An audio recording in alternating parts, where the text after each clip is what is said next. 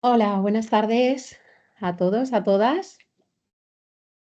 Si os parece, bueno, vamos empezando ya, sobre todo por aquellos que estáis desde minutos antes de la hora que habíamos pactado, a las 4:30 empezábamos. Así que bueno, si os parece, vamos a empezar con este webinar, que como habéis leído, ¿no? Por redes sociales, me imagino que lo habréis visto, lo habréis compartido. Vamos a intentar responder o analizar, debatir, si os parece un poco esta situación de qué está sucediendo en los últimos años en cuanto al incremento de los diagnósticos en trastornos del neurodesarrollo, concretamente, ¿no?, en el trastorno del espectro del autismo. Y como sabéis, este webinar está enmarcado, digamos, dentro del curso especialista de neuropsicología infantil de Amir Higher Education, que a su vez forma parte también del máster de neuropsicología. El máster de neuropsicología incluye tanto la parte de especialista de neuropsicología de adultos como la parte de especialista de neuropsicología infantil, y dentro de esta última tenemos enmarcado el presente webinar, ¿no? Contaros un poquito, porque bueno, todos aquellos que hayáis mostrado interés por este webinar, os llegará también la información por correo, y tenéis al final del webinar de hoy, tenéis también un código QR con el que podéis acceder a toda la información del dossier, de contenidos, de docentes, de funcionamiento y de todo de este curso especialista, por si os interesa, queréis solicitar más información. Que sepáis que es un curso especialista de 30 créditos que está avalado por la UDIMA, por la Universidad de Distancia de Madrid, de 9 meses de duración, pero es un formato online totalmente y flexible. Clases teóricas, grabadas, de alta calidad, y de manera que cada uno se puede organizar a su ritmo. Desde mi punto de vista, esto es, bueno, algo muy importante, ¿no?, teniendo en cuenta pues, la conciliación de hoy en día entre muchos aspectos de nuestra propia vida. El hecho de poder gestionarte, ¿no?, y planificarte, pues es un punto positivo. Además de la parte teórica, por supuesto, contamos con clases online de prácticas, de casos clínicos, de instrumentos de evaluación. Bueno, dependiendo también del mes, del tema y del docente, del profesional, vamos abordando distintos temas que quizás no se pueden trabajar de la misma manera en la teoría, y los abordamos de una manera más práctica, en sesiones más cortitas, más concretas y más reducidas. Y para mí un punto a favor, un punto a destacar de este curso especialista, tanto de la parte de neuropsicología infantil como de la neuropsicología de adultos, es que los docentes son expertos en el ámbito. La gente, cuando me pregunta dónde me formo en neuropsicología infantil, es verdad que es bastante complicado encontrar cursos de especialista, de máster, de expertos que solo incluyan o solo aborden la neuropsicología infantil. Normalmente son cursos de neuropsicología general y tocan un poquito de neuropsicología infantil.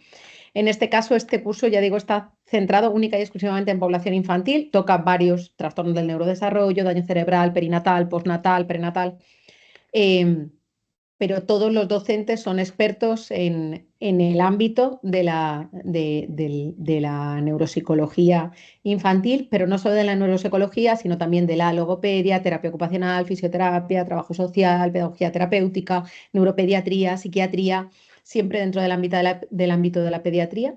Pero el cuadro docente está formado por especialistas, expertos de las distintas disciplinas que nos podemos encontrar cuando trabajamos con peques que necesitan, ¿no?, de valoración o de intervención de neuropsicología infantil.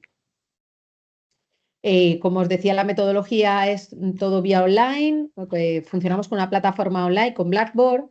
Tiene las clases teóricas que están grabadas, cada uno los puede ver a su ritmo. Sí que os facilitamos también una propuesta de planificación para el estudio, de manera que pues, temas que sean más densos, pues os planteamos que vais a necesitar más tiempo de estudio; temas más cortitos, pues necesitaréis menos tiempo de estudio. Cada uno de los módulos tiene su autoevaluación de nivel online, tipo test, y esos casos clínicos que os decía, tutorías, talleres, ¿no?, etcétera. Y finalizamos con un trabajo fin de máster, en el caso del máster, o de especialista en el caso de los dos especialistas. El temario lo tenéis ahí en la pantalla, no me voy a detener mucho en él. Ya digo que si queréis información la podéis solicitar bien por redes sociales, bien vía web o bien a través del código QR que aparecerá al final del webinar de hoy. Y como veis ahí, pues los distintos módulos van tocando desde temas más introductorios, ¿no? Esos 3 primeros temas que quizás son como más de asentamiento, de conceptualización de todo lo que necesitamos tener claro dentro del mundo de la neuropsicología infantil. Y luego ya empezamos, digamos, con el tema de las etiquetas diagnósticas, entre comillas, de los diagnósticos de daño cerebral prenatal, perinatal, postnatal, de trastornos del neurodesarrollo, que aquí incluiría el trastorno del espectro del autismo, la discapacidad intelectual, el trastorno específico del lenguaje, el trastorno por déficit de atención con hiperactividad, etcétera. Un módulo luego de epilepsia y trastornos asociados, donde por supuesto contamos con la participación de una de las docentes que es neuropediatra. Un módulo específico de farmacología para neuropsicólogos, tan necesario e imprescindible, ¿no? Saber un poco de qué estamos hablando cuando nos hablan de farmacología en nuestros peques. Un maravilloso módulo 10 de la importancia del contexto, donde se incluye tanto la importancia de la familia como del entorno escolar y como del entorno social, por supuesto. Y un último módulo que no podía faltar hoy en día, relacionando la neuropsicología infantil y el uso de las nuevas tecnologías, ¿no? Cómo podemos utilizar esas, no tanto el debate de si sí o si no, sino cómo podemos utilizarlas o bien utilizarlas para, dentro de la intervención neuropsicológica, de la intervención de escolar, etc. Así que bueno, este es más o menos los contenidos que abordamos dentro del especialista de neuropsicología infantil. Y como veis ahí, pues el objetivo principal pues, es capacitar a la persona que está formándose en ese abordaje de las alteraciones neuropsicológicas que nos podemos encontrar en la infancia, que como veíais en los módulos, pues pueden ser muy diversas, muy diferentes, desde, como os decía, daño cerebral prenatal, perinatal, representado mayoritariamente, pues quizás por la parálisis cerebral, ¿no? Que es el diagnóstico creo que más os puede sonar, os puede resultar más familiar. El daño cerebral postnatal, pues los traumatismos craneoencefálicos, ¿no? Sobre todo, patología oncológica también. Luego hablamos de también una parte de uno de los módulos dedicado a trauma, negligencia, ¿no? Falta de cuidado y todo esto, y cómo esto repercute también en el cerebro del peque y en sus funciones cognitivas y en su conducta, y todo luego todo los del neurodesarrollo que comentábamos. Integra, como veis ahí, la neurobiología, la neurociencia, la neuroanatomía, ¿no? Lo intenta integrar todo intentando relacionar, inferir qué sucede en esas estructuras cerebrales, en ese funcionamiento cerebral, en función de cómo se desenvuelve, ¿no? El niño en su día a día.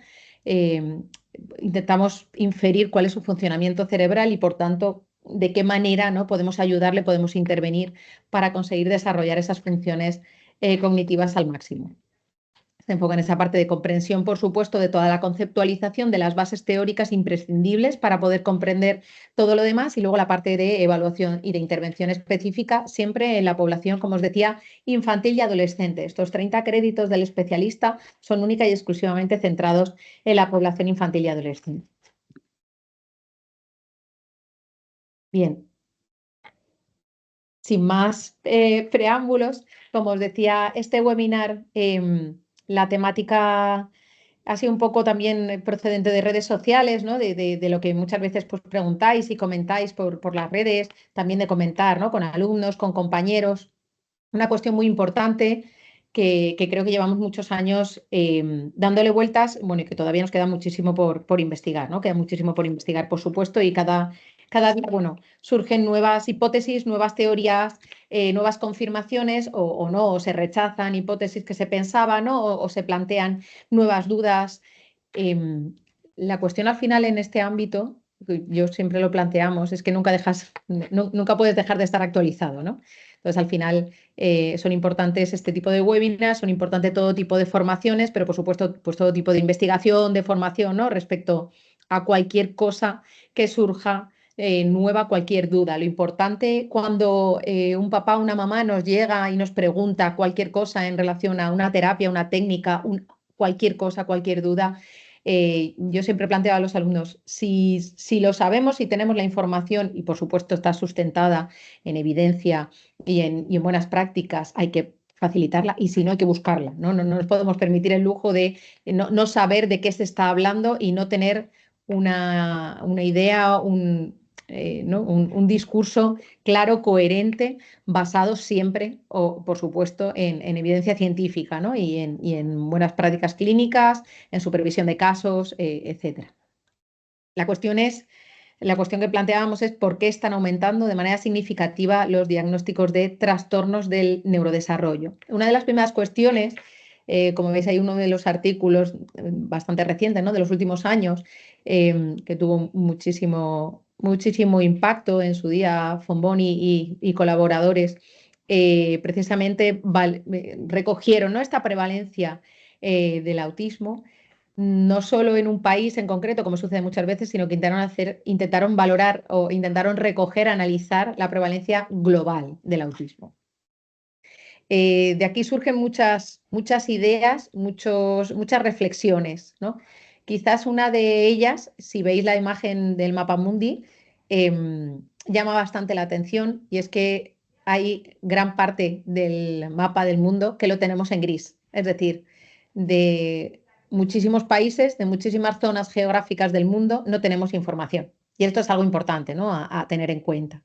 Tenemos que tener en cuenta cuando leemos un artículo de dónde sale esa información, cómo se ha valorado, cómo se ha recogido, de qué tipo, qué instrumentos se han utilizado, qué edad tienen los niños, si se ha recogido la información de las familias, si se ha recogido solo de los niños que llegan a neuropediatría o que llegan a las SUSMIAS o no, o se ha tomado todos los niños de edad escolar entre tal y tal, porque esto va a ser muy importante. Es decir, muchas veces encontramos estudios en el que la muestra solamente se toma de aquellos que ya acuden, ¿no? A servicios especializados, de sanidad especializada.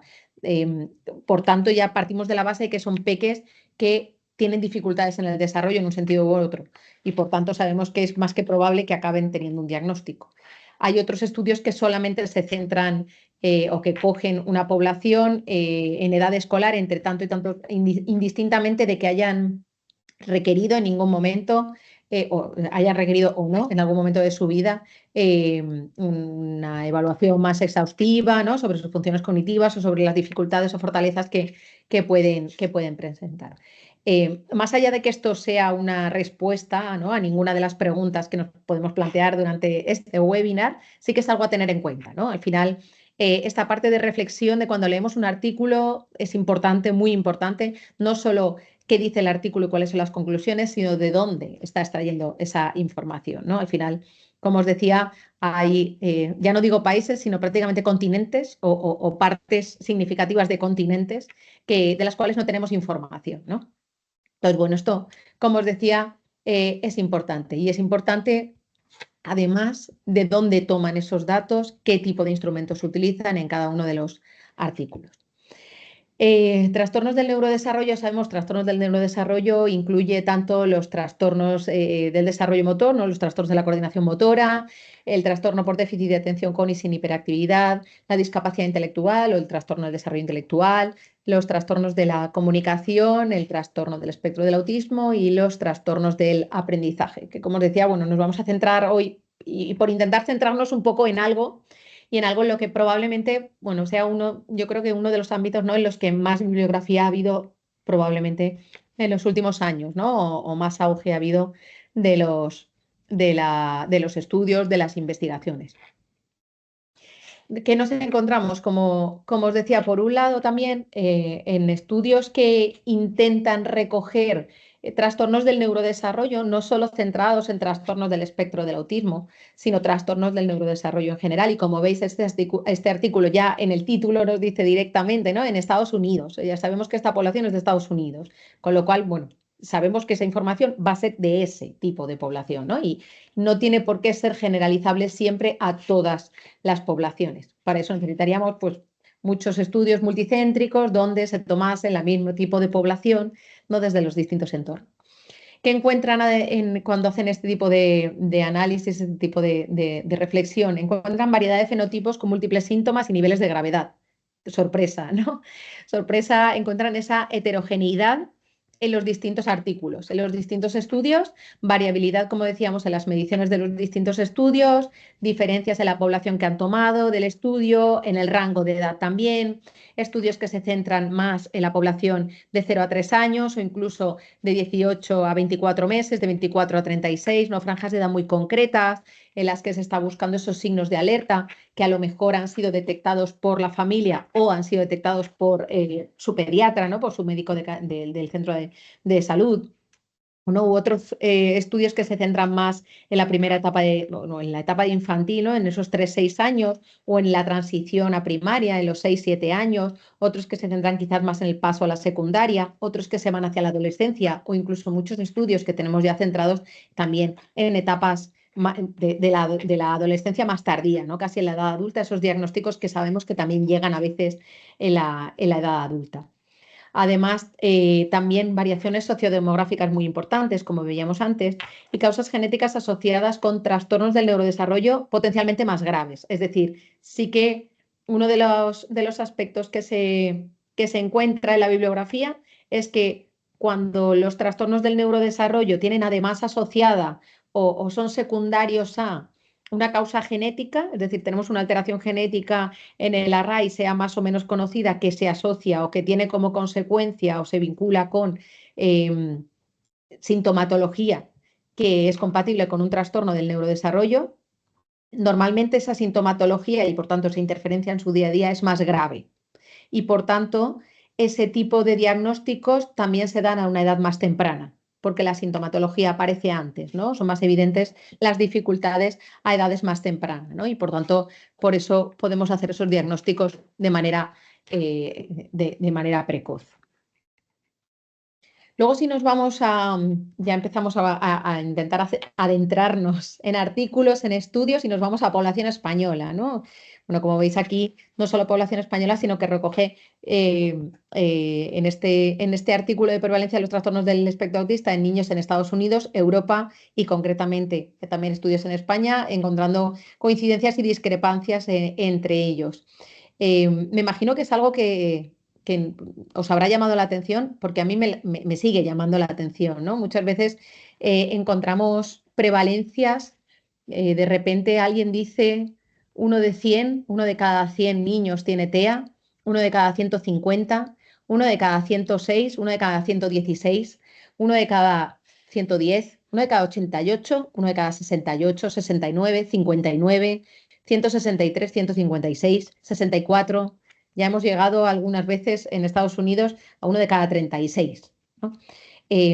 Si escucháis los números que os acabo de decir, de 1 de 36 a 1 de 163, creo que he dicho el mayor número, ¿no? 1 de 175, incluso tenemos por ahí algún estudio de Holanda ya de hace bastantes años. Habría que volver a revisar, ¿no? ¿Qué dicen ahora en Holanda? Porque si en España ha aumentado la prevalencia, pues entiendo que en Holanda es probable que también haya sucedido esto.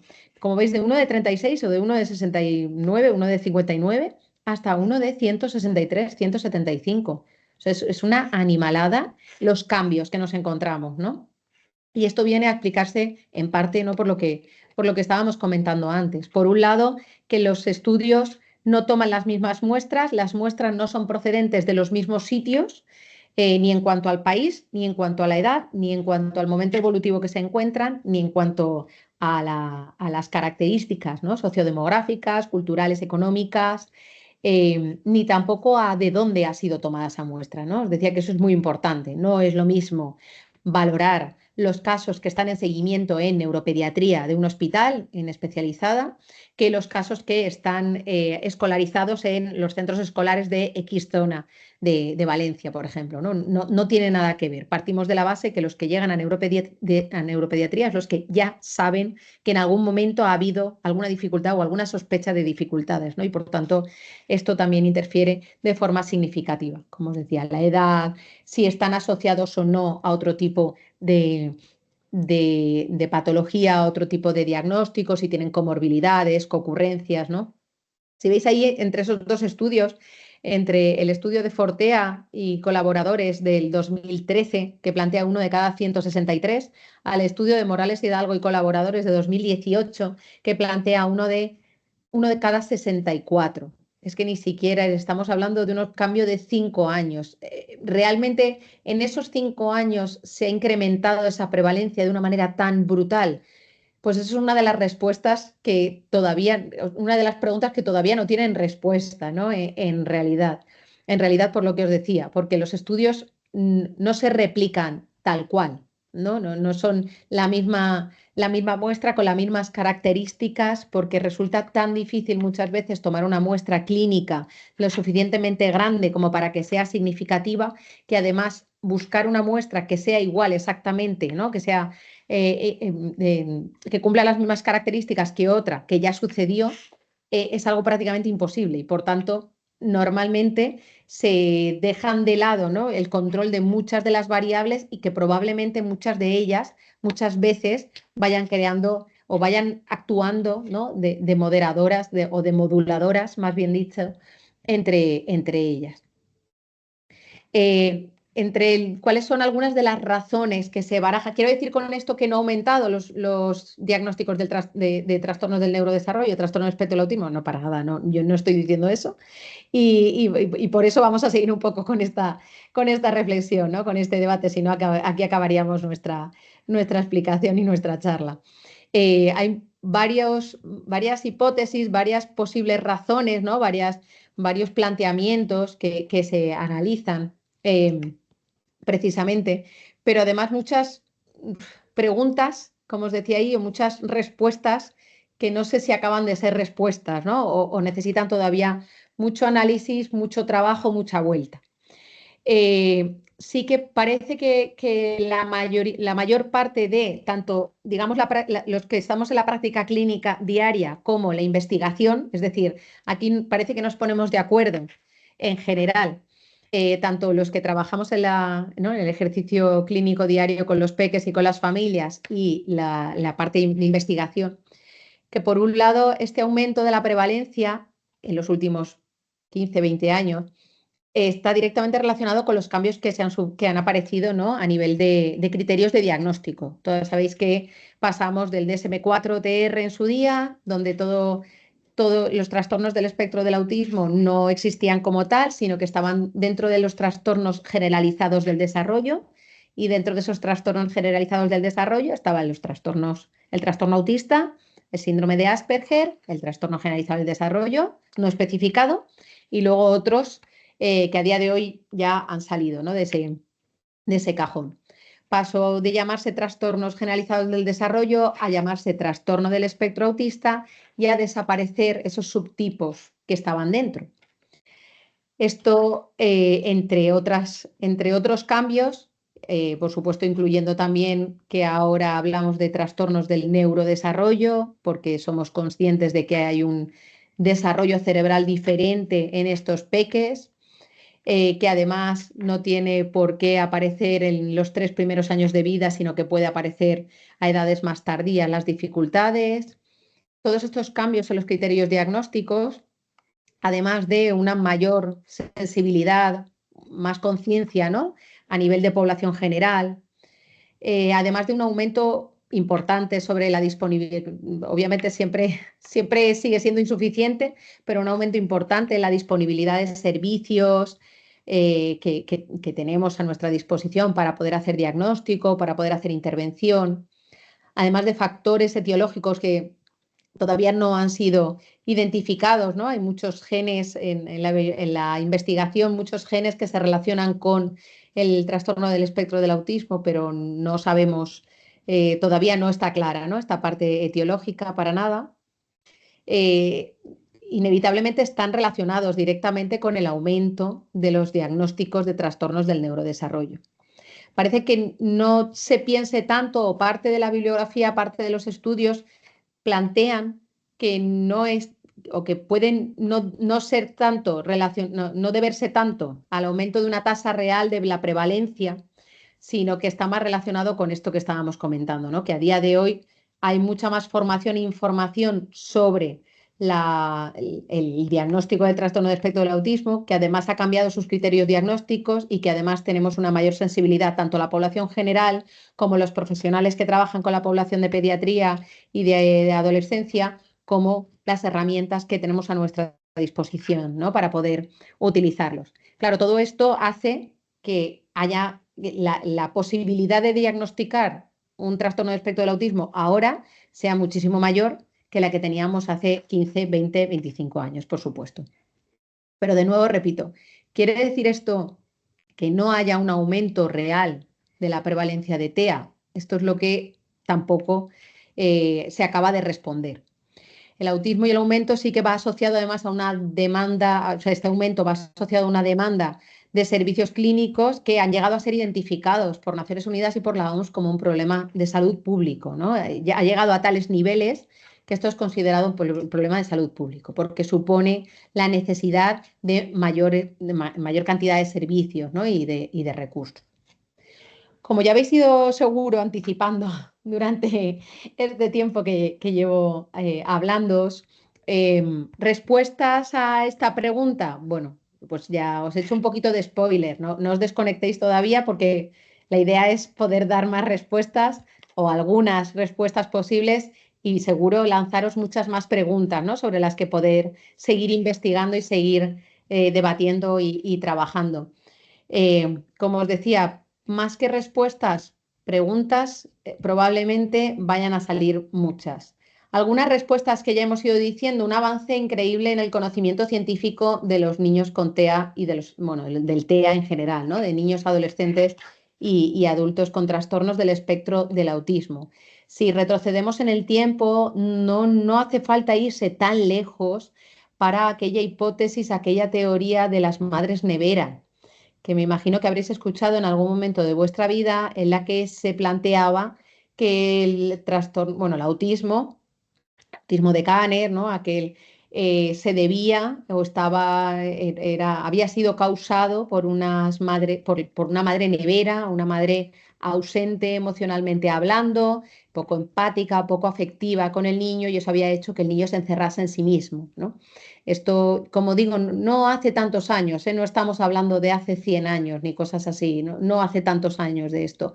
De hecho, eh, siento decir que puedo seguir escuchándolo a veces cuando coincidimos en cursos, en formaciones con gente que quizás no ha seguido actualizándose o quizás que no está tan relacionada con el ámbito directo, ¿no? Y con la realidad directa de nuestros niños. Os sorprenderíais la cantidad de gente que sigue planteándose dudas de si esto puede hacer qué, ¿no? Si el hecho de que yo no haya sido un padre afectuoso o el hecho de que la familia no haya sido afectuosa con el niño ha podido tener algo que ver con el desarrollo del trastorno del espectro autista. Por suerte, un mejor reconocimiento por parte de las familias y por parte de los profesionales, ¿no? Es increíble la cantidad de familias que son conscientes a día de hoy, que vienen contando detalles, signos de alerta del peque de cuando tenía 6, 7, 8, 9 meses, a edades tan tempranas como los papás son capaces, las mamás son capaces de detectar, de percibir esas dificultades, esas preocupaciones, ¿no? Que les van rondando hasta que finalmente consiguen el diagnóstico. Muchos profesionales también, tanto profesionales educativos como profesionales sanitarios, profesionales del ámbito social, que conocen mucho más del TEA y que por tanto ayudan también a esa detección. Y por supuesto la adopción de mejores prácticas para el diagnóstico de este tipo de trastornos. Todos sabemos que a día de hoy no hay pruebas médicas, ¿no? Digamos, pruebas clínicas que digan sí o no. No es un sí taxativo, ¿no? No es una dicotomía de sí que hay TEA, no hay TEA, sino que el diagnóstico del TEA es el resultado de una valoración normalmente bastante exhaustiva, que incluye tanto la impresión clínica como el uso de instrumentos, la valoración del perfil cognitivo, sensorial, motor, lingüístico, comunicativo, adaptativo, además de la recogida de información del entorno escolar, del entorno familiar, el entorno clínico, el terapéutico si es necesario, etcétera, etcétera, ¿no? Y sabemos que todo esto ha ido desarrollándose también en los últimos años, por tanto, esto ayuda al diagnóstico de los niños con TEA. Como os decía, ¿no? Hemos pasado de una prevalencia de 4 de cada 1000 a 1 de cada 160. Es una de las prevalencias que más o menos nos manejamos o que parece que está como que no nos hemos ido al 1 de 36, ¿no? Que os hablaba antes de Estados Unidos, que más allá de a veces de ayudar o de realmente poner el énfasis en la preocupación, en la necesidad de más información, de más formación, de más recursos, del desarrollo de más instrumentos, etcétera, en ocasiones este incremento tan brutal en tan poco tiempo hace incluso que la población general le reste importancia, ¿no? No sé si os ha pasado a veces escuchar a gente, de nuevo, que no están directamente vinculados con el ámbito, que decir, ¿no? Pues dentro de poco será uno de cada dos, ¿no? Así un poco en tono un poco de burla, ¿no?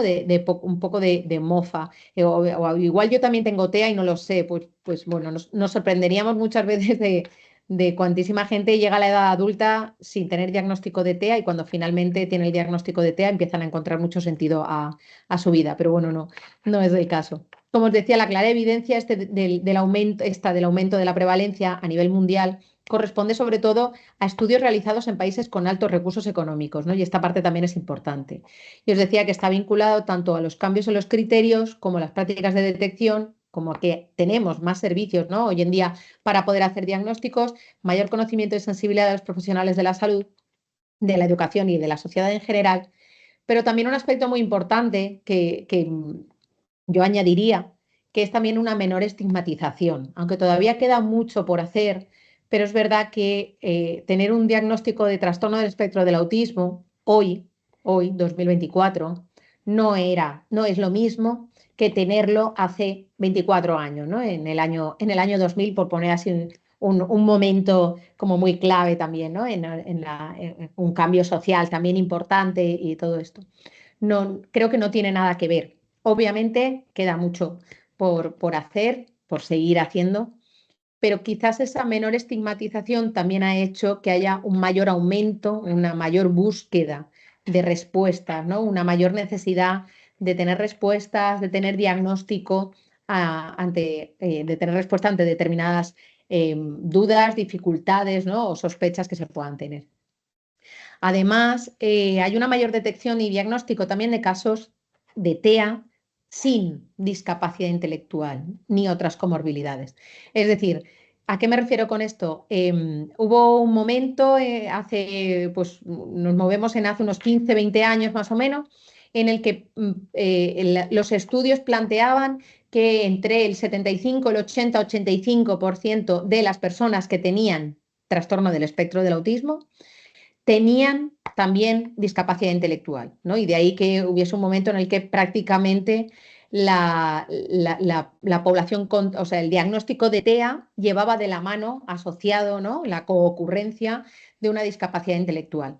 ¿Qué sucedía en realidad? Que hace 15, 20, 25 años los casos que se diagnosticaban de trastorno del espectro del autismo eran aquellos que tenían además discapacidad intelectual. Es decir, que aquellos que tenían trastorno del espectro autista y no tenían discapacidad intelectual pasaban desapercibidos probablemente y quedaban sin diagnóstico.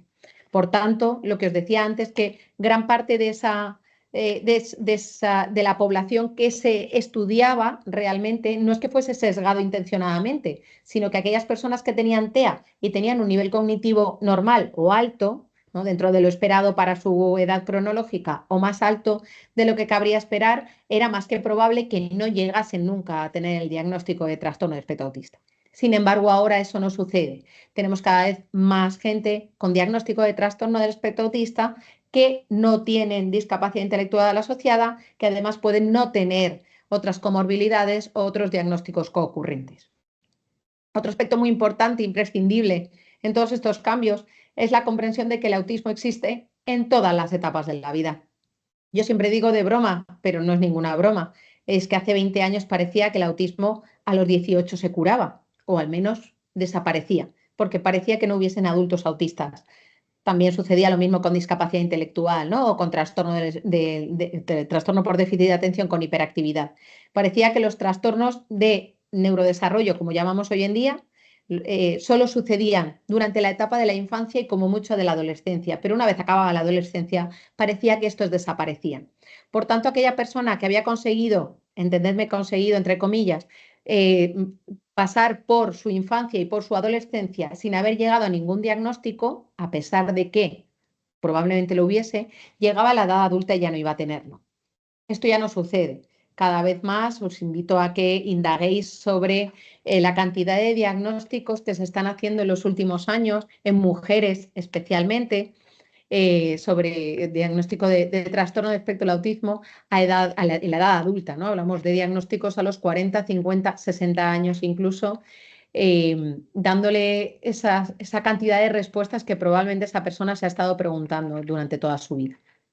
Además, hilado con lo que comentaba, la detección también y diagnóstico de trastornos del neurodesarrollo, especialmente en niñas, sobre todo trastorno de espectro del autismo y trastorno por déficit de atención, en este caso sin hiperactividad, ¿no? El TDA con el predominio de inatención, que es bastante más frecuente en niñas y que junto con el TEA han sido diagnósticos que han sido eclipsados, no quiero decir ignorados para nada, pero sí que eclipsados probablemente porque la sintomatología del TEA y del TDA en niños, en chicos, varones, eh, era bien diferente. Era la que teníamos detectada, éramos la que éramos capaces de diagnosticar, de detectar y de valorar, y no era la misma, no es exactamente, las manifestaciones conductuales no son exactamente las mismas para nada de las que muestra una niña con trastorno por déficit de atención o con TEA, ¿no? Y de ahí que hubiesen pasado desapercibidas gran cantidad de niñas en este sentido. Por eso, desde que empezaron a diagnosticarse más también en población en niñas, obviamente esto también ha colaborado, ¿no? Ha puesto un granito de arena más. Es verdad que el aumento alarmante de estos diagnósticos, unido además a su ausencia de explicación causal, de etiología y una ausencia de una etiología clara, ¿no? Y detectable, diagnosticable a través de pruebas médicas que digan sí, sí o sí no, hacen que en los últimos años se haya dado muchísima importancia también a la detección precoz, y de ahí que por los profesionales también que trabajamos en pediatría cada vez pues estemos más formados o tengamos más ojo clínico, ¿no? Para poder detectar las dificultades que se pueden relacionar con un diagnóstico de TEA, con el fin de poder reconocer lo antes posible las necesidades de intervención y, al fin de cuentas, para poder dar la intervención y los apoyos y las ayudas necesarias, ¿no? Que al final es lo que todo padre, todo niño necesita. La mejora de los procesos de diagnóstico. Yo recuerdo cuando empecé en el mundo del TEA, hace ya pues, unos 15, 16 años, hablábamos de una edad promedio, se hablaba de entre los 6, los 7, los 8 años. Ahora ya nos vamos moviendo hacia una edad promedio de diagnóstico de 3, 4 años, ¿no? Cosa que bueno, es una mejora bastante importante. Es verdad que también los estudios plantean que normalmente el diagnóstico de TEA es más tardío en aquellos niños que se encuentran en ámbitos con un estatus socioeconómico más bajo o que además no tienen antecedentes familiares de TEA. Porque cuando hay un TEA, cuando el peque con sospecha de TEA ya tiene un antecedente en la familia de TEA, normalmente el diagnóstico es más temprano. Y algo muy importante también que se destaca en los últimos años y que todo profesional tiene que tener muy en cuenta, todos los que nos dedicamos al diagnóstico y a la valoración de los peques con sospecha de TEA, es que si fuésemos capaces de recoger en retrospectiva, ¿no? En recoger la información de las familias en retrospectiva, los papás son capaces de recordar sintomatología, digo papás, mamás, en general, la familia es capaz de recoger, de referir sintomatología relacionada con el diagnóstico de TEA prácticamente desde el año de vida del peque, ¿no? Y es algo que no debemos obviar nunca, ¿no? Es muy importante. Si una familia dice que al peque le pasaba esto y le pasa esto, tenemos que seguir indagando, ¿no? Tenemos que seguir rascando. Algunas de las dificultades que refieren los estudios, ¿no? Fácilmente detectables en los niños para esos procesos de diagnóstico, pues esa regresión de habilidades tan frecuente, son sintomatología, rasgos que nos resultan fáciles de relacionar con un diagnóstico de TEA, ¿no? Las dificultades en las habilidades motoras, finas y gruesas, esa preocupación que os decía de los papás, también excesos y déficits, ¿no? A veces cosas que funcionan muy bien, cosas que funcionan muy mal, ¿no? Que tienen como ese perfil heterogéneo, la reducción de esa reciprocidad interactiva en los bebés muy chiquititos, el llanto que también es más corto, o sea, el llanto que también es más, perdón, más intenso, más largo en el caso de los niños de alto riesgo, esas diferencias sensoriales, ¿no? Dificultades a nivel de procesamiento sensorial. Todo esto va hacia el desarrollo de instrumentos que permitan mejorar, ¿no? El proceso de diagnóstico. Tenéis ahí una de las guías de referencia, las guías NICE, son de acceso gratuito, están libres en la web, lo tenéis ahí también en el enlace. Si ponéis guías NICE o guías ASD, NICE, diagnosis, os sale, ya digo, de acceso libre. La última revisión fue el del 17, me imagino que estarán pendientes de revisar dentro de muy poquito, probablemente. Y están divididas tanto en una de reconocimiento y diagnóstico y otra de intervención. Este tipo de guías lo que hacen es ir actualizándose precisamente para que todos nos mantengamos en la misma realidad, ¿no? Y van recogiendo toda la investigación y todas las guías de buenas prácticas para que todos sigamos basándonos, ¿no? en la misma realidad. Porque hace ya unos años, este artículo, por ejemplo, es de 2012, hablaban que pues, el año de vida, las banderas rojas que se pueden relacionar con un niño de TEA que ha sido diagnosticado a los 3 años, si retrocedemos con los papás, pues el contacto ocular, seguimiento de la mirada, el desenganche de la atención visual, falta de imitación, conductas sensoriales, ¿no?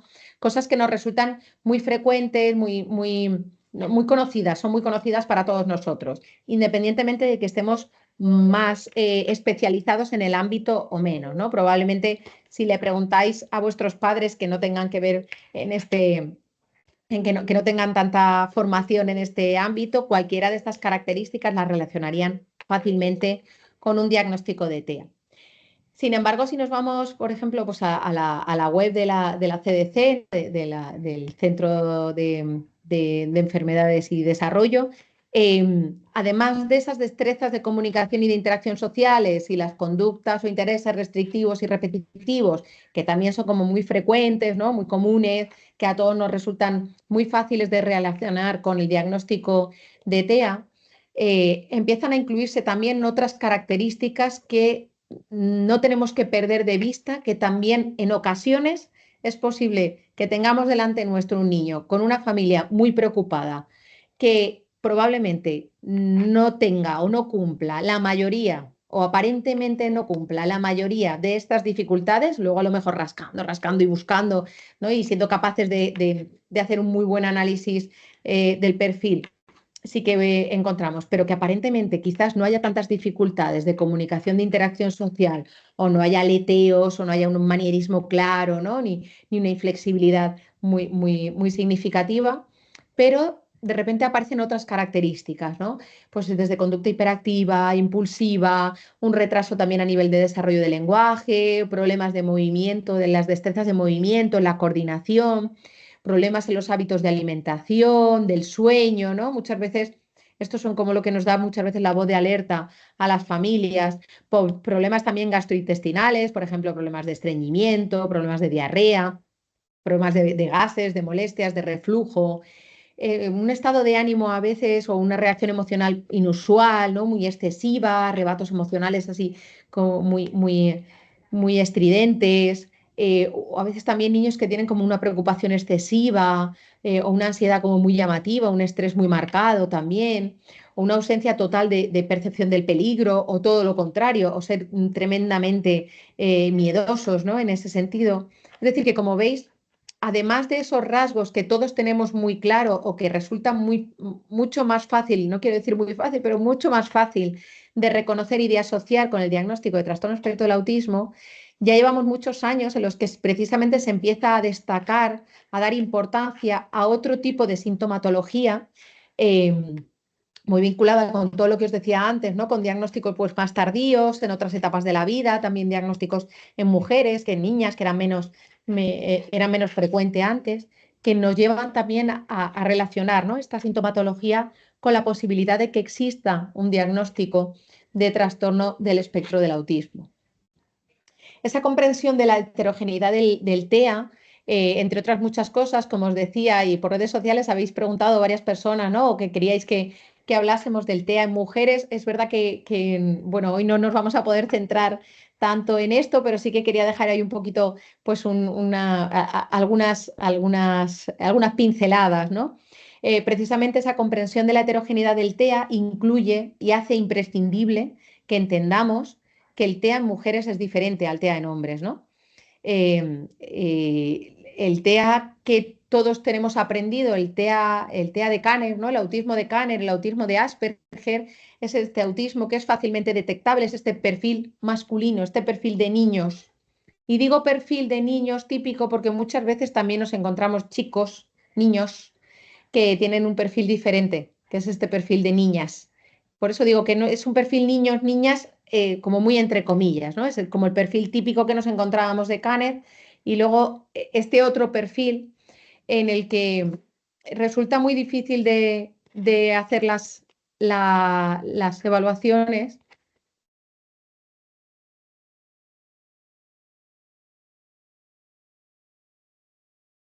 Perdón, resulta muy difícil hacer las evaluaciones porque muchas veces las herramientas no están pensadas para estos perfiles, ¿no? Estos perfiles que no tienen las dificultades claras, no se ven de manera tan clara.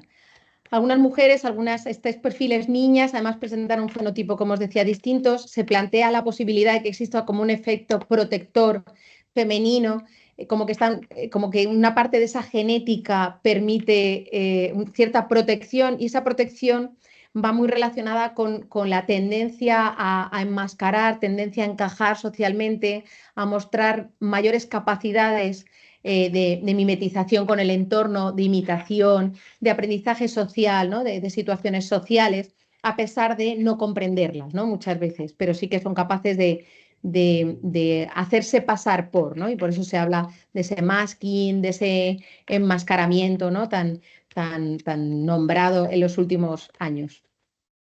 De ahí que hace unos años estábamos hablando de una proporción, bueno, todavía aparece en muchos estudios, hablamos de que cada 3 niños hay una niña diagnosticada o cada 4 niños hay una niña diagnosticada.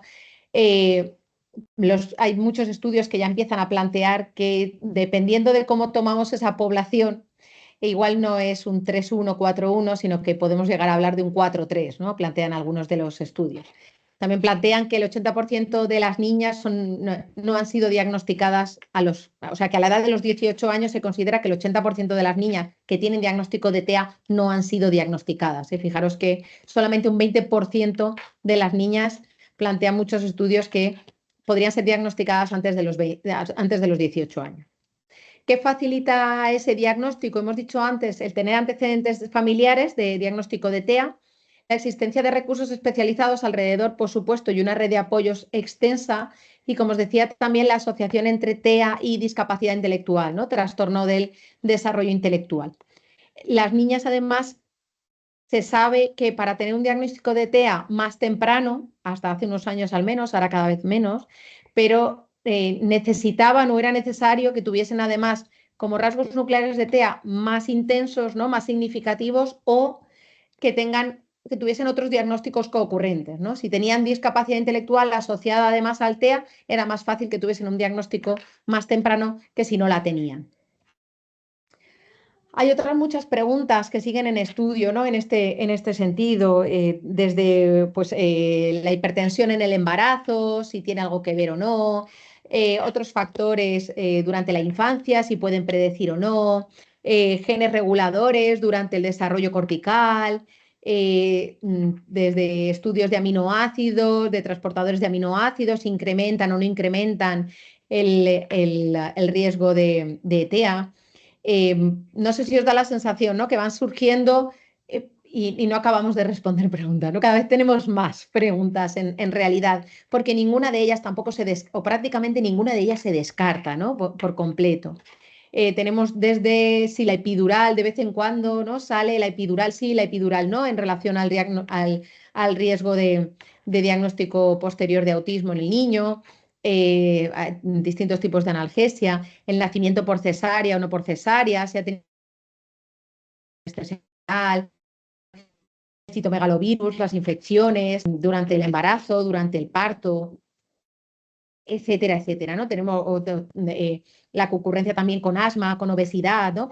En poblaciones concretas. Otras preguntas relacionadas también con con la relación de la infertilidad y los tratamientos de reproducción asistida, ¿no? Este es uno de los artículos más recientes en este sentido y plantea lo que plantean, las conclusiones que plantean otros muchos diagnósticos, ¿no? Y sí que plantean, otros artículos, sí que plantean muchas de ellas que hay un riesgo que es ligeramente mayor de TEA en niños nacidos de un individuo que tiene su fertilidad, no tanto infertilidad, sino su fertilidad, aquellos que reciben también un tratamiento de fertilidad, pero que más que en el tratamiento de infertilidad en sí, parece estar más relacionado con los efectos, los factores adversos que ha podido tener la persona, no la madre, durante el embarazo, o sea, en el embarazo o en el momento del parto. Es decir, hay ciertos resultados adversos del embarazo que sí que tienen mayor prevalencia, ¿no? En tratamientos de infertilidad, como es un parto por cesárea, un parto prematuro, un parto gemelar, ¿no? Partos múltiples, y que sabemos que además se relacionan estos efectos adversos del embarazo sí que se relacionan o se asocian a una mayor prevalencia con el diagnóstico de trastorno del espectro del autismo. Es decir, que no es que haya una relación directa a día de hoy, o parece que no está clara esa relación directa, ¿no? Entre tratamientos de fertilidad o de reproducción asistida con una mayor prevalencia de trastorno del espectro del autismo, pero sí que esos tratamientos de reproducción asistida se relacionan con estos efectos adversos que os comentaba del embarazo, y esos efectos adversos del embarazo sí que correlacionan. Aquí no lo había aclarado, pero entiendo que todos sabéis que no hablamos de relaciones directas ni de causa-efecto, sino que hablamos de correlaciones, ¿no? De a mayor prevalencia, ¿no? A mayor cantidad de partos prematuros, mayor cantidad de diagnósticos de TEA. ¿Vale? Pero no quiere decir que todos los partos prematuros estén asociados a un diagnóstico de TEA, es decir, que no hay una causa-efecto. Como os decía, hay otras preguntas que sí que han dejado de ser preguntas, ¿no? Por suerte, me imagino que todos habréis escuchado esta hipótesis, esta teoría o esta realidad que se planteó en su día de que las vacunas causaban autismo, concretamente la vacuna de la triple vírica, ¿no? Era la que causaba el autismo en su día. Esto fue fruto de un artículo que fue publicado en su día en Nature, revista de altísimo impacto, en el que después de comprobar que pues bueno, la investigación no era todo lo rigurosa que debería haber sido, no vamos a dejarlo ahí, pues se retiró el artículo y obviamente se intentó que no tuviese mayor repercusión. Esto estamos hablando, creo recordar años, estoy diciendo de cabeza, pero años 80 más o menos, creo recordar, 80, 90. Y seguimos hablando de ello, ¿no? Obviamente no se ha demostrado nunca en ningún momento que las vacunas fuesen la causa del autismo, ni la triple vírica ni ninguna otra. Esto no se ha demostrado. ¿Quiere decir que sea verdad o que sea mentira? No, a día de hoy no hay una correlación, ni siquiera no una causa-efecto, sino que no hay una correlación. Es decir, a mayor cantidad de niños vacunados no hay una mayor cantidad de diagnósticos de TEA. Por tanto, esto sí que es una de las preguntas que sí que han sido respuestas. En los últimos años, además, pues nos ha pasado muchas cosas y nos ha pasado una pandemia sanitaria que nadie esperaba, con un confinamiento, con varios confinamientos. Nos ha pasado además una revolución tecnológica brutal, como creo que nadie se había imaginado que podía suceder, con problemas de adicción a las pantallas, con problemas, ¿no? de salud mental hacia nuestros adolescentes, con unos mayores niveles de estrés, un mayor nivel de exigencia, bueno, un cambio significativo, ¿no? A nivel social, a nivel cultural, creo que ha sido bastante importante. ¿Cómo relacionamos esto con el tema, ¿no? del webinar de esta tarde que estábamos comentando? Después de la pandemia han habido muchas cosas que, que pueden tener cierta relación o que pueden vincularse de una manera u otra con estos diagnósticos del trastorno del neurodesarrollo en general, no solo del TEA, sino del trastorno del neurodesarrollo. Encontramos, por un lado, la restricción de la socialización, menores oportunidades de los niños que nacieron en la etapa de la pandemia, ¿no? En esa primera etapa del 2021, que además son los niños que ahora tienen pues 3, 4 años, ¿no? Que van llegando esos diagnósticos. El uso de mascarillas también ha sido ampliamente estudiado. Limitaciones en el acceso a recursos escolares, terapéuticos, a recursos sanitarios, a diagnósticos durante toda esa etapa. Limitaciones también a recursos sanitarios. El uso mm, no sé cómo decir, pero bueno, el uso llevado al límite, ¿no? Muchas veces de pantallas en edades muy, muy, muy tempranas. No olvidemos que el cerebro se está desarrollando en esas edades y es brutal, perdona, brutal el impacto, ¿no? Que puede suceder, que le puede pasar a un cerebrito que se está desarrollando en ese momento.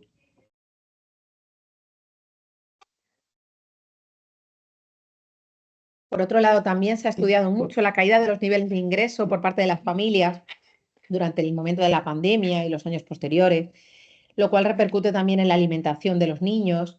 Y algo muy importante, y es algo que vamos a ver un poquito más, es el estado socioemocional de los padres y también de los niños, ¿no? Y es algo que no debe desmerecerse, ¿no? En los estudios y en las consecuencias que esto tiene a posteriori para cada familia y para los niños.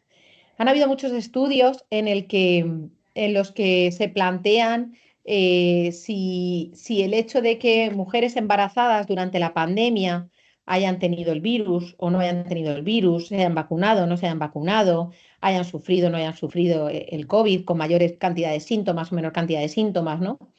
Y la mayoría de los estudios lo que coinciden, entre otras cosas, lo que coinciden es, en realidad, como os he dicho antes, en esta parte de la salud mental, de la angustia y del estrés vivido por las familias, es que precisamente ese aumento de la angustia psicológica materna de mamá embarazada durante la época del COVID, en el que no sé qué va a pasar con mi vida, no sé si voy a contagiar a alguien, no sé si voy a contagiar a mi bebé, ese estrés prenatal mantenido durante todos esos meses sí que correlaciona con un deterioro del crecimiento del cerebro fetal y un retraso en la girificación cortical cerebral. ¿Qué quiere decir? Que su desarrollo es probable y, vuelvo, correlaciona, no es causa-efecto para nada, pero a mayor aumento de la angustia psicológica y mayores dificultades para gestionar esa angustia psicológica, porque angustia tuvimos todos, ¿no? Pero esas dificultades para gestionar esa angustia y ese estrés prenatal mantenido durante tiempo hace que sea más probable que haya peor desarrollo, un peor crecimiento, ¿no? del cerebro fetal y por tanto que haya mayores alteraciones, ¿no? A nivel o que haya una repercusión, una consecuencia a nivel de desarrollo neuroconductual.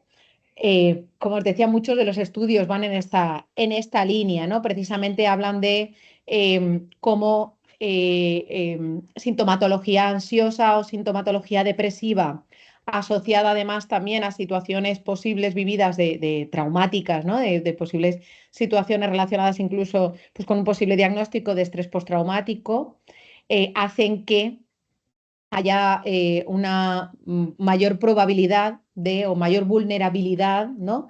A que ese cerebro que se está formando en ese momento no lo haga de la manera, de la manera que cabría esperar, ¿no?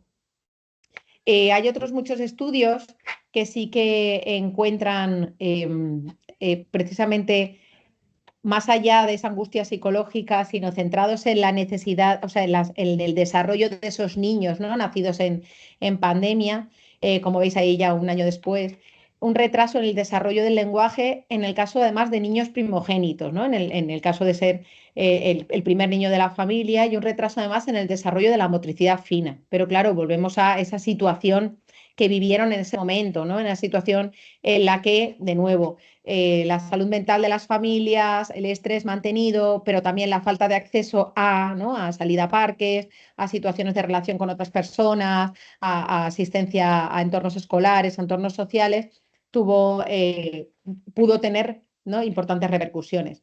No obstante, de nuevo planteo, estos estudios siempre tienen que ser debidamente analizados y es verdad que metodológicamente muchos de ellos todavía no han conseguido ajustarse. Pensad que muchos de los artículos que estamos planteando esta tarde o que si os ponéis a buscar durante toda esta etapa del COVID, incluso en el momento actual, pensad que este artículo es 2021, estábamos saliendo prácticamente de la pandemia, ¿no? Entonces hubo un boom muy fuerte de investigación intentando saber qué es lo que estaba pasando, qué es lo que iba a pasar, no solo en cuanto a la enfermedad en sí, sino a las consecuencias que esto podía tener. Y muchos de estos artículos, pues lo que os decía, la muestra pues no estaba debidamente aleatorizada, no era lo suficientemente homogénea o quizás no tomaron las herramientas, ¿no? Para poder valorar de una manera muy exhaustiva, ¿no? En este caso, por ejemplo, también aparece retraso en la comunicación, pero sin alteraciones en otras áreas de desarrollo. Sin embargo, por ejemplo, aquí destacan que solamente se utiliza un tipo de herramienta, ¿no? El ASQ3, para hacer esta valoración y que además, por ejemplo, no fue controlados los factores de confusión que pueden haber en ese retraso en la comunicación, como el hecho de que la mamá que hubiese tenido COVID hubiese sido apartada de su bebé en el momento del nacimiento y por tanto esa separación, ¿no?, de la mamá con el bebé pudo haber afectado sin que tenga que estar eso vinculado directamente con un posible trastorno del neurodesarrollo, ¿no? Es decir, que aquí juegan muchos factores que son muy difíciles de controlar en muchos de estos estudios. Otros artículos, ¿no?, que os comentaba, sí que encuentras esas dificultades a nivel de motricidad gruesa, fina, sobre todo la parte personal social, por esa falta de acceso a, pero luego, sin embargo, otros no encuentran ninguna diferencias cuando son valorados por cuestionarios al entorno familiar. Sí que parece que algo que se está repitiendo mucho, y me imagino que si estáis en el ámbito clínico, incluso educativo, sí que estáis observando esta parte, ¿no? Que parece ser que las medidas adoptadas durante esta pandemia de COVID-19 en los años 2021, no todavía 22, han tenido un impacto negativo en ese desarrollo del lenguaje de los niños que tenían menos de 3 años, ¿no? En ese momento, que estaban en el momento de explosión máxima del lenguaje. Y parece ser que, de nuevo, no es una causa-efecto, pero sí que hay una mayor alteración, una mayor afectación, ¿no? O mayores dificultades en el desarrollo del lenguaje de estos nenes. De ahí que estén llegando en los últimos años muchísimos niños a valoración, ya no solo por trastorno del espectro del autismo o por sospecha de o por conductas o por dificultades a nivel social o personal, sino sobre todo en esta parte, ¿no?, el trastorno, dificultades a nivel de desarrollo del lenguaje. Además, lo que os decía, ¿no?, esa parte de experiencias infantiles adversas que fueron provocadas por la pandemia, niños ya nacidos durante la pandemia, el estar viviendo situaciones de estrés constante, ¿no?, hacen que haya un aumento de riesgos del estrés tóxico y esto hace que tenga mayor impacto sobre el crecimiento y el desarrollo de los niños. No obstante, como os decía, son estudios que necesitan mantenerlos durante el tiempo, ¿no? Necesitan longitudinales y necesitan saber qué sucede con estos peques cuando han continuado, ¿no?, en su desarrollo. Una vez ya han vuelto al centro escolar, una vez ya han conseguido o han iniciado incluso estimulación temprana, ¿no?, atención temprana, etcétera. Es verdad que hay diagnósticos de neurodesarrollo en algunos estudios que aparecen más frecuentes en niños que eh, que fue la mayoría de estos diagnósticos sobre todo se relacionaban con lo que os decía, trastornos del desarrollo de la función motora y del habla del lenguaje, ¿no? Es como los dos grandes, pero de nuevo es lo que os decía, hasta qué punto eso está directamente relacionado con el haber tenido o no haber tenido COVID, la mamá, el niño o los dos, o también está la variable moduladora de no haber tenido acceso a otras situaciones y además la situación estresante de la vivencia, ¿no?, de la pandemia ya de por sí sanitaria, pues hace que sea muy difícil el hacer una causa-efecto, ¿no?, o unas correlaciones muy fiables. No solo en el COVID-19, sino que hay otros muchos estudios ya de hace muchos más años en el que plantean que hay más probabilidad de tener problemas emocionales o cognitivos, déficit de atención, de hiperactividad, ansiedad, retrasos del lenguaje, cuando la madre ha vivido durante el embarazo una situación estresante mantenida, ¿no? ¿Cuáles son los efectos a largo plazo en el desarrollo del niño? Sí que se encuentra esa mayor vulnerabilidad, ¿no? La carga de problemas emocionales y conductuales atribuible al estrés o a la ansiedad prenatal es aproximadamente un 15%, ¿no?, plantea los estudios, pero es verdad que también están moderados por otros muchos factores, ¿no? La capacidad que tenga la persona para sobreponerse a todo esto, las estrategias que tenga, las redes de apoyo, ¿no? Tiene gran cantidad de variables moduladoras, ¿no? De nuevo, lo que os planteaba, también experiencias traumáticas que haya tenido la madre durante la primera infancia, ese estrés prenatal hace que haya una transmisión genética y esto hace que haya mayor probabilidad, mayor vulnerabilidad a la alteración de estructuras cerebrales, a la función de estas y, por tanto, también más problemas, más riesgo emocional, más dificultades a nivel cognitivo, diagnóstico de TDAH, etcétera, etcétera. Curiosamente, pues ya hace años que estuvieron haciendo muchos muchos estudios en relación precisamente a qué pasó con aquellos niños cuyas madres estaban embarazadas de ellos durante el atentado de las Torres Gemelas, ¿no? Y es verdad que salvando pues, muchas dificultades en esos estudios también, que es difícil controlar el efecto de la contaminación, hay muchos peros, ¿no? Probablemente muchas dificultades, pero sin duda alguna se vuelve a ver claramente que esas experiencias traumáticas pueden dejar una marca epigenética que altera la respuesta al estrés, la descendencia. Y eso hace también dificultades también en el desarrollo a nivel de lenguaje, a nivel emocional, a nivel personal, y eso hace que exista mayor vulnerabilidad, ¿no?, a diagnósticos de trastornos del neurodesarrollo. No solo en el COVID, no solo en las Torres Gemelas, sino en la nevada de Quebec del 98, lo que pasa es que era una muestra muy pequeña, ¿no? Es decir, hay muchos estudios relacionados precisamente con estas situaciones. Y sin detenerme mucho más, ¿tenéis ahí algunas referencias relacionadas con lo que os decía, precisamente en este caso sí que con el COVID durante el embarazo, un poco que explican toda esta parte, ¿no?, de cómo puede vulnerar el crecimiento cortical, el crecimiento cerebral del niño, cómo puede estar relacionada la respuesta inflamatoria, la respuesta de estrés constante, ¿no?, la hiperactivación constante de la madre. Al final, si lo pensamos, una madre estresada es igual que una madre viviendo situaciones traumáticas, es una madre que se encuentra en hiperalerta. Eso hace que todo su sistema inmunológico también esté hiperactivado y por tanto también el de la placenta, ¿no? Es de todo el sistema, se activa el sistema inmunitario también de la placenta hiperactivado y por tanto también esto va a tener una posible repercusión, ¿no?, a nivel de desarrollo cerebral del peque.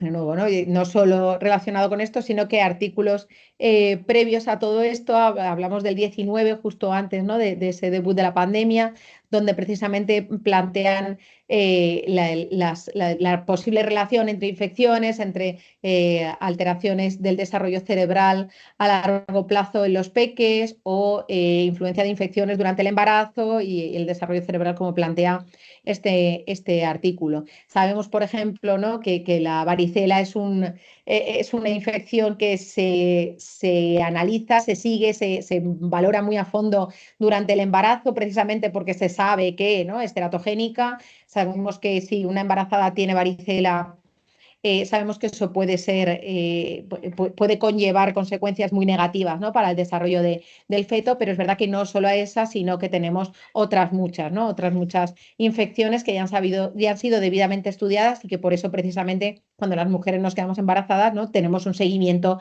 de qué vacunas tienes puestas, cuáles no, si todavía tienes el sistema inmunitario activo, ¿no?, en ese sentido, precisamente porque de eso sí que se sabe, ¿no?, que podemos luchar contra ellos o podemos intentar que no aumente la vulnerabilidad, ¿no?, a tener ese tipo de dificultades.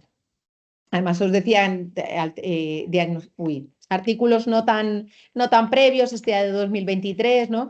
Es verdad que el TEA pues, tiene una etiología multifactorial que involucra además factores genéticos, ambientales, epigenética, pero artículos como este plantean que la exposición en el útero a toxinas, a la inflamación, en microbioma, los anticuerpos, pueden tener cierta relación o pueden desempeñar un papel en esta etiología del TEA. Por ejemplo, en este estudio, ¿no?, una de las conclusiones que planteaban es que obviamente necesitará replicarse y todo esto, era que hermanos nacidos 18 meses o menos después del nacimiento de un hermano que ya tenía diagnóstico de TEA, tenían un mayor riesgo de TEA que los hermanos nacidos 4 o más años después.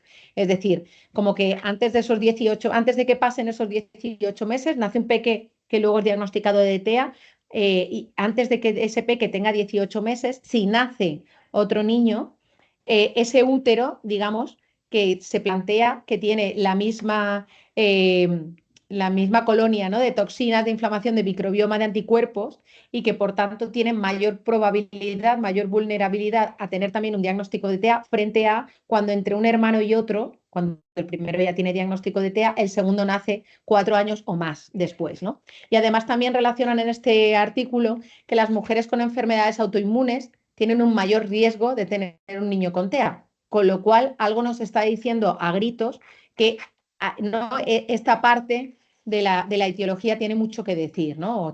Esto tiene mucho que decir en la etiología del TEA. Un poco ya para finalizar, y me gustaría mucho detenerme en cada uno de estos aspectos, ¿no? Pero bueno, es verdad que hay otros problemas que también pueden confundir. Hablábamos antes, ¿no?, de esta parte de que el apego también se ha visto afectado en el contexto de la pandemia. Muchos niños que tuvieron que ser separados de su ámbito, de su mamá, de su papá, por situaciones, ¿no?, de no contagio, de todas estas cosas. Ahora, bueno, viéndolo en la distancia, ¿no? Quizás lo percibimos de otra manera, pero en su día esto fue así, ¿no? Y ese peque no pudo hacer un piel con piel porque había mayor probabilidad de contagio y por tanto era más complicado. Un aumento también del riesgo de maltrato físico, psicológico, de negligencia en el interior de las familias, y esto no lo digo yo, no lo dicen estudios que se hicieron en cuanto a protección de la infancia, en acción humanitaria durante la pandemia, como os decía, la población en general, ¿no? La situación de estrés y de vulnerabilidad a trastornos de salud mental se elevó muchísimo. Hizo también que hubiese un mayor riesgo de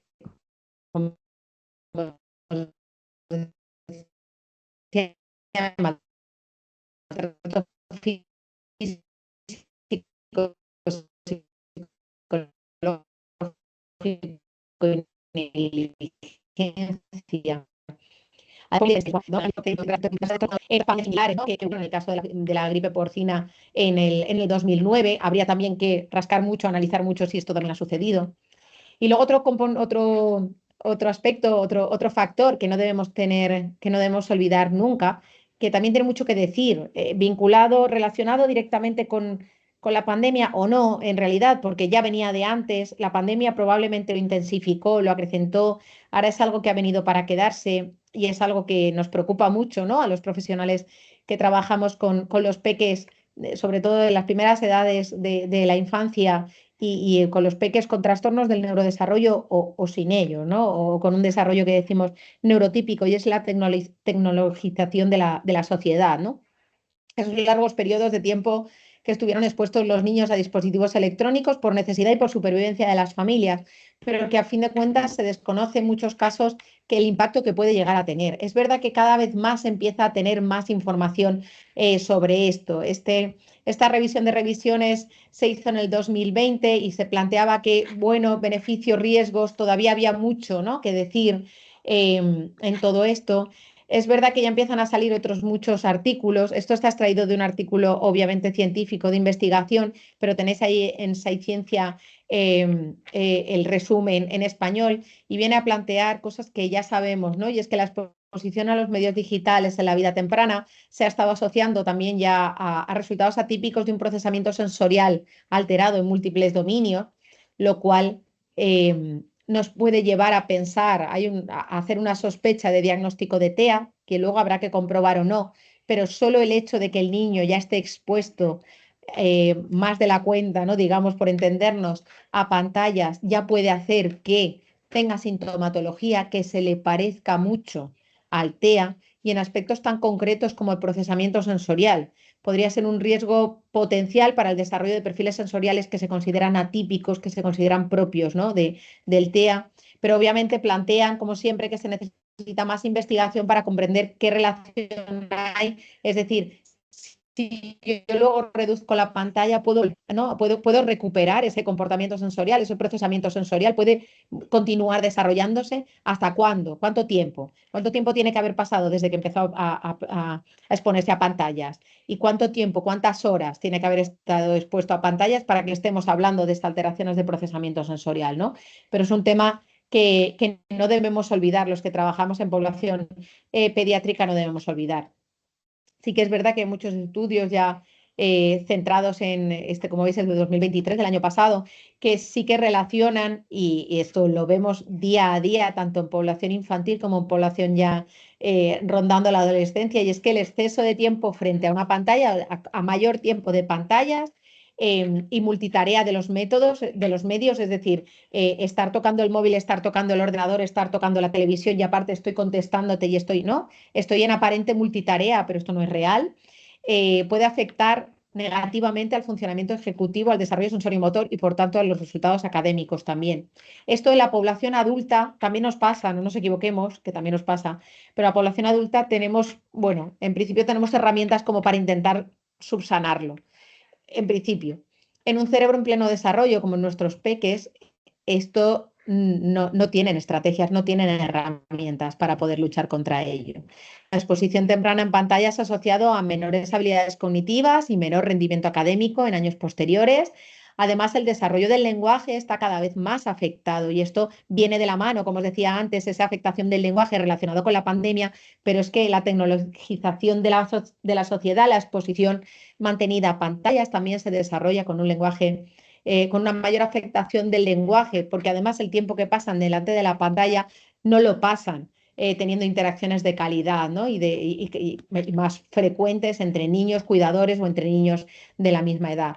Además, se asocia a problemas de desarrollo socioemocional, a mayor prevalencia de problemas relacionados con obesidad, con trastorno del sueño y, por supuesto, con depresión y ansiedad, que sabemos que en la población adolescente esto es muy frecuente. Y además algo también muy frecuente que puede enmascarar a veces y se parece muy mucho a los diagnósticos de TDAH o a las sospechas diagnósticas de TDAH, incluso sospechas diagnósticas de TEA a edades tempranas, y es que puede perjudicar la comprensión emocional, promover comportamientos agresivos y obstaculizar la competencia social y emocional, ¿no? Un poco intentando concluir, intentando recoger, y me vais a disculpar porque se nos ha alargado el webinar más de la cuenta, la necesidad como conclusiones, y como veis ahí entre interrogantes, la necesidad de mayor información, formación y comprensión sobre la heterogeneidad del diagnóstico está relacionado y ha colaborado, ¿no?, al aumento de los diagnósticos de trastornos del neurodesarrollo. Los rasgos nucleares pueden no interferir de forma significativa hasta que las demandas del entorno exceden las capacidades de la persona, y por eso ahora puede haber diagnósticos a lo largo de la vida de la persona. Llega en otros momentos, a los 15, a los 18, a los 40.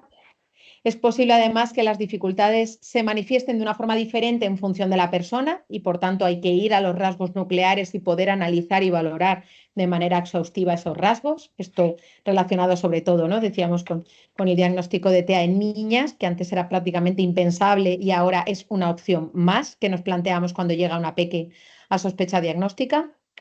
Imprescindible la formación, la participación de todos los entornos en el proceso de valoración y diagnóstico, por supuesto, una necesidad de mayor investigación. Relacionado con esta segunda parte que decía, ¿qué es más importante, la infección materna o el estrés materno sufrido por la pandemia? Pues todavía queda mucho que responder ahí. Parece además que esa activación inmune, la inflamación materna, placentaria, la alteración de citoquinas puede influir en el desarrollo del cerebro y del feto, que además esa situación vivida parece que sí que ha afectado, ¿no?, al desarrollo del lenguaje en esos niños que tenían menos de 3 años en ese momento. Cierta evidencia también asociada al COVID con el parto prematuro, con otras complicaciones, probablemente también asociado con todo lo anterior, ¿no?, que estábamos comentando, posibles infecciones, el estrés materno, las situaciones de estrés postraumático vividas en ese momento. Y, por supuesto, una necesidad de mayor investigación, de seguimiento a largo plazo, observación de las necesidades de estos niños en el futuro próximo. Con esto acabaríamos el webinar. Muchísimas gracias. Espero os haya resultado interesante. He intentado pasar muy por encima por muchos temas. Espero que sea el primero de otros webinars. Y como os comentaba al principio, aquí tenéis el QR para acceder directamente al dossier completo del programa, del curso especialista en neuropsicología infantil. Y de todas maneras, si queréis cualquier tipo de información, bien por redes sociales o a través de la web de Amir Higher Education, podéis solicitar información. Si queréis, bueno, me imagino que si habéis compartido por redes sociales, si por redes sociales mi nombre es @ un poquito de neuropsico. Si queréis plantear cualquier pregunta, bien del webinar o de cualquier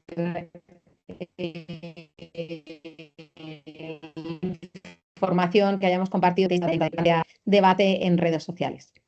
Abro ahora, dejo de compartir pantalla y os abro por si alguien quiere lanzar pues alguna pregunta por el chat. Creo que por voz. Uy, mira, veis preguntas, se ve muy difuminado, me ha dicho algo, disculparme. Espero que se haya podido solucionar porque la verdad es que no podía acceder al chat mientras estaba hablando.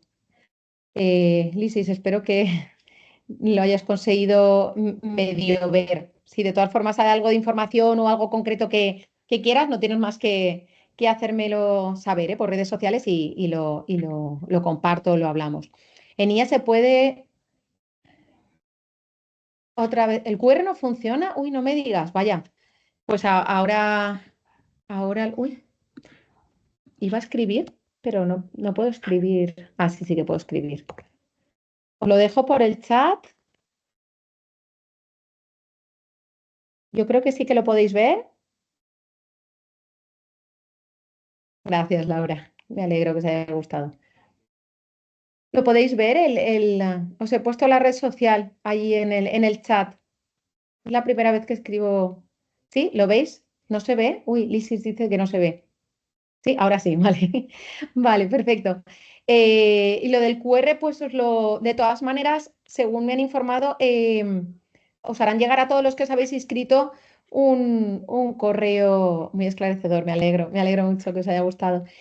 Os harán llegar un correo. De todas maneras, lo he dicho que si no, si veis que no os llega o no tenéis acceso, bien por redes sociales. Gracias, me alegro que os haya gustado. Bien por redes sociales, lo dicho, de Amir, eh, si no se me ha colado nada, podéis preguntarlo y el curso es especialista en neuropsicología infantil, ¿vale? Y forma parte del máster de neuropsicología que tiene parte tanto de adultos como de infantil, por si queréis solicitarlo. No tiene, por si queréis solicitar información. No tiene fecha, o sea, no tiene fecha de inicio, me refiero. Son paquetes o sea, el máster está ya formado y podéis empezarlo en cualquier momento y acabarlo en cualquier momento. Por eso decía que os lo podéis gestionar en vuestro tiempo y quitando las sesiones prácticas que sí que tienen un horario y unas sesiones y unas fechas puestas, que eso se va facilitando al alumno a través de la plataforma.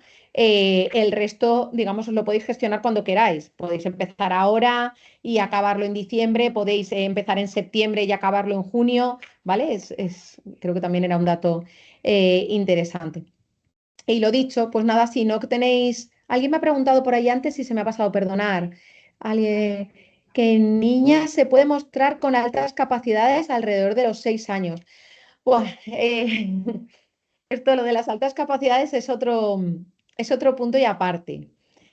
A mí lo del diagnóstico de la doble excepcionalidad, para mí es muy difícil, ¿eh? A mí me da mucho miedo hacer esa doble excepcionalidad, el doble diagnóstico de TEA y altas capacidades. Altas capacidades, según se plantea, a partir de los 6 7 años, ¿no? Antes de esa edad no se plantea un diagnóstico de altas capacidades. En niñas sí que a cualquier edad, en adolescentes, en adultos es muy, muy frecuente. De hecho, yo diría que todos los casos de mujeres adultas que conozco que han sido diagnosticadas a la edad adulta, es decir, a partir de los 35 40 años, todas ellas tienen el doble diagnóstico, ¿no? Os decía que es bastante más fácil que diagnostiquen a una niña cuando es pequeñita, si tiene menos capacidad cognitiva, porque entonces puede desarrollar menos estrategias, ¿no? Le permite compensar menos esas dificultades, pero cuanto mayor capacidad cognitiva tenga la niña, más estrategias compensatorias desarrolla y por tanto más equilibrio el, el diagnóstico, ¿no? Está muy interesante. Mi trabajo de investigación ha sido diferencias de género en TEA. Y qué interesante, Lisis, qué guay, qué guay. Pues nada, si quieres podemos compartir por redes. Muy, muy interesante. ¿Vale? Pues nada, espero que os haya gustado, que lo hayáis disfrutado, que no se os haya hecho denso. Y lo dicho, si os llega la información, será que todo está correcto, todo está maravilloso. Si veis que nos llega, podéis decirlo, comentarlo por redes sociales bien a mí o me lo comentáis a mí y se lo hago llegar, que como estáis todos inscritos, os llegará la información. ¿Vale? Y nada, espero veros pronto, si hacemos nuevo webinar y si no, pues veros como alumnos como alumnos o alumnas en el curso de especialista en neuropsicología infantil o en el máster, ¿vale?